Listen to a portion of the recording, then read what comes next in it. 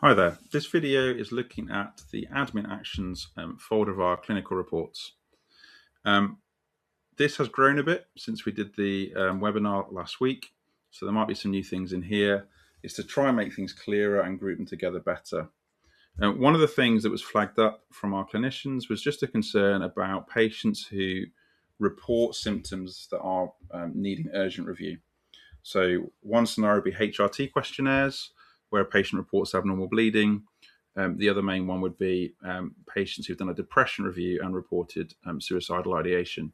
So in those scenarios, patients would drop into these reports. Normally, you'd expect very low numbers. The number we've got there is mainly because this is picking up sort of historic ones that have been dealt with, and we just need to sort some coding out. What you should find is that on the home screen of those patients, it displays what needs doing. And then the follow-up template will also flag up what needs doing in terms of when patients then attend. Those patients are also included in all our follow-up systems, which is why we've then added in these two reports.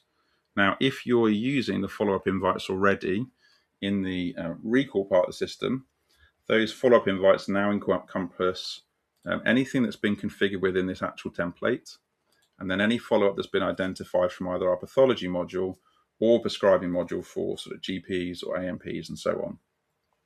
We've decided that's a much better way of pulling things together and avoiding having even more reports to run.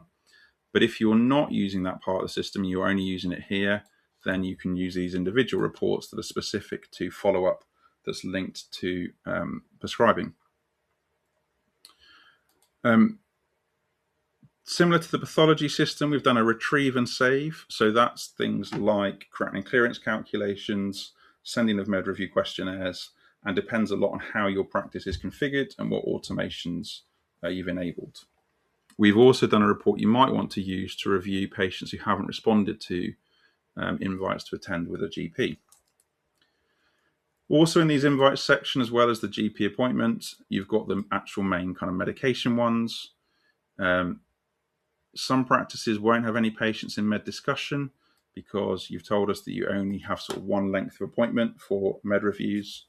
Otherwise, it will split them into sort of shorter appointments where either there's only one main thing to discuss, perhaps some, say, a statin that someone's want to talk about, or where someone has put on here that a med discussion, i.e. a shorter appointment, is needed for that patient. There are links that you can use and preset messages that go with it. If you don't use those links, you can just send, there's an equivalent kind of preset message which doesn't include the link. Down here in the send section, this is all currently questionnaires to send.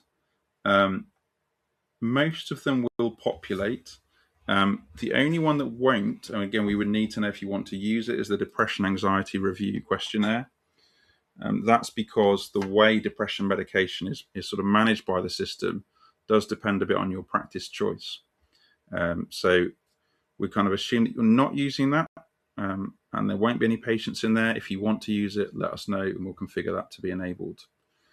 What this also does is look at either you're not sending any questionnaires automatically or some that should be sent in bulk. So one slight downside of the retrieve and save approach, and particularly for practices with bigger list sizes, is you can end up with very large numbers of patients to do these messages. Now, in some automations, that's worth doing because the automated message can put a lot more personalized information in. But that's not really what we're doing for a lot of these patients. So if they only need, say, one questionnaire, like the med review questionnaire, even though for us as our practice, we've got lots of automation enabled, they will still populate in that report because it's more efficient to send, say, 30, 40 of those out at a time. If, however, they need multiple different questionnaires because they're on a mix of medication, then the automation works better because it can work out exactly which questionnaires to send, and it will tailor the messages a bit to explain, we're sending you multiple questionnaires, please complete all of them. Finally, there's a letters section. Not all of the questionnaires are available in letter form. You can't do in a letter what you can do a questionnaire in terms of sort of dependencies and so on about how a patient answers it. The system doesn't really assume that you're sending these because we know the high cost of postage means a lot of practices don't send them. You could, of course, get someone to phone these patients up and talk through the questionnaires. So if you aren't sending these, don't worry, patients will still drop into the reports for reviewing without a questionnaire complete. But if you do choose to send them and you add the relevant codes, the system will identify that both the patient's been sent a letter and the codes have been added, and it will take them out of those reports for review to give the patient the chance to reply. There are other admin reports that used to be in the folder admin actions. We've moved those to other places, and I'll show you where those are in a different video. Thanks.